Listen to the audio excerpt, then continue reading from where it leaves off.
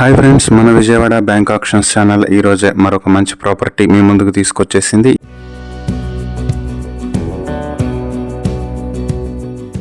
ఇది తెనాలి నారాకోడూరు రోడ్లో పాండురంగపేటలో ఉన్నటువంటి కమర్షియల్ ప్రాపర్టీ.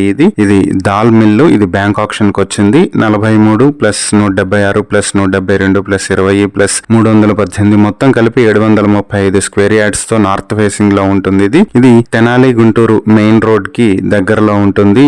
చెంచుపేట ఫ్లైఓవర్ కి పక్కనే ఉండేటువంటి ప్రాపర్టీ ఇది.